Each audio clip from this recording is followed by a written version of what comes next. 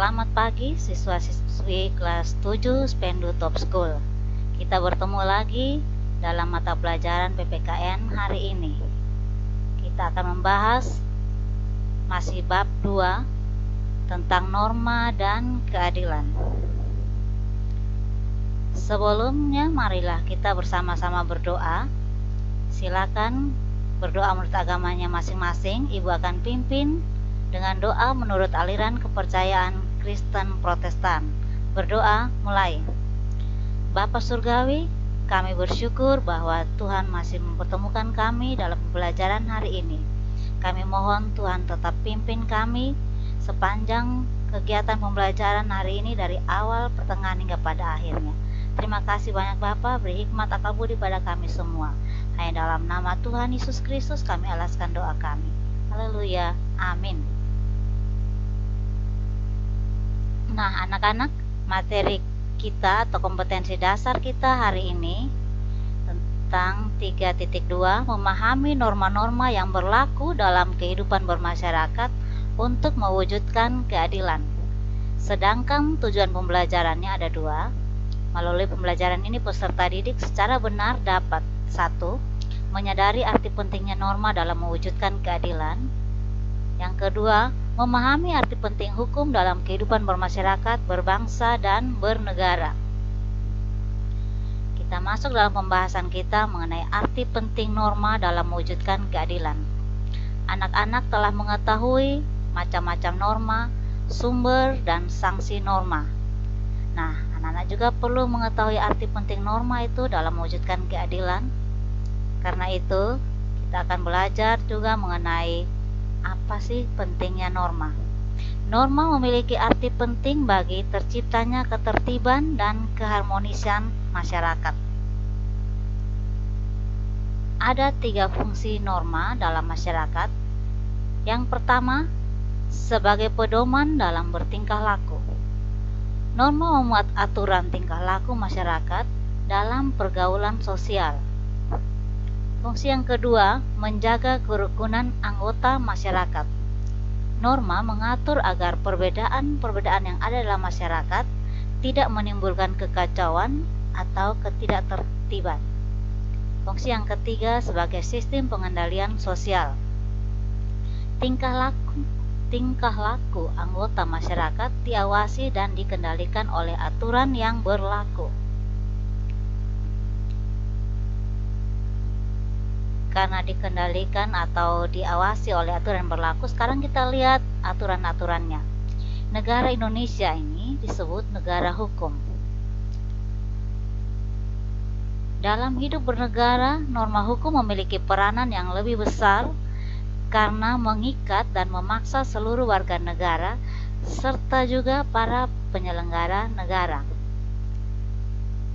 Dalam Undang-Undang Dasar Negara Republik Indonesia tahun 1945, pada pasal 1 ayat 3 menyatakan bahwa negara Indonesia adalah negara hukum.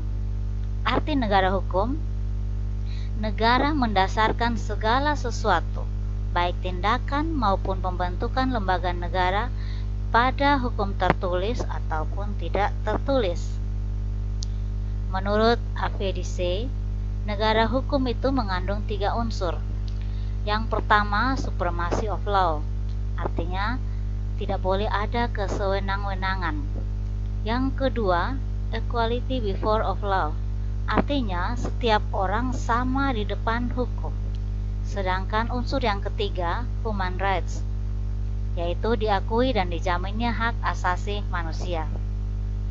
Jaminan negara Indonesia sebagai negara hukum terdapat dalam Undang-Undang Dasar Negara Republik Indonesia tahun 1945 pasal 27 ayat 1 yang berbunyi, segala warga negara bersamaan kedudukannya dalam hukum dan pemerintahan dan wajib menjunjung hukum dan pemerintahan itu dengan tidak ada kecualinya. Nah, karena negara kita negara hukum, kita juga sekilas kita belajar tentang pembagian hukum atau jenis-jenis hukum yang ada.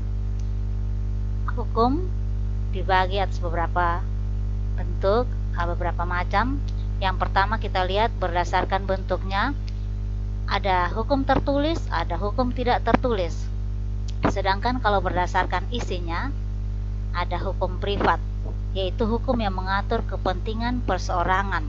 Contohnya hukum perdata.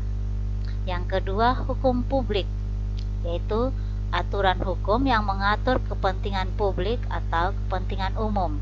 Contohnya hukum pidana. Ada juga hukum berdasarkan sumbernya. Ada bersumber dari kebiasaan, dari traktat atau perjanjian antar negara, dari doktrin, atau dari jurisprudensi. Berdasarkan wilayah berlakunya, ada hukum lokal, yaitu hukum yang berlaku dalam daerah tertentu. Ada hukum nasional, artinya hukum itu berlaku dalam satu negara. Ada hukum internasional yang berlaku pada beberapa negara. Kemudian ada hukum asing, hukum itu berlaku di negara lain. Nah, hukum mempunyai fungsi antara lain memberikan pengesahan atau legitimasi terhadap apa yang berlaku dalam masyarakat. Hukum juga sebagai alat rekayasa masyarakat, sebagai sarana pembentukan masyarakat, khususnya sarana pembangunan, juga sebagai senjata dalam konflik sosial. Untuk mewujudkan keadilan, norma hukum ini mempunyai peranan yang lebih besar dibandingkan dengan norma-norma lainnya karena mempunyai sanksi yang tegas, sehingga perilakunya dapat dipaksakan. Tetapi norma hukum juga tidak dapat berjalan sendiri untuk mencapai tujuan keadilan. Karena itu diperlukan alat kelengkapan negara yang berwenang seperti polisi, jaksa, dan hakim. Nah, anak-anak, untuk mewujudkan keadilan, kita perlu mempraktekkan norma.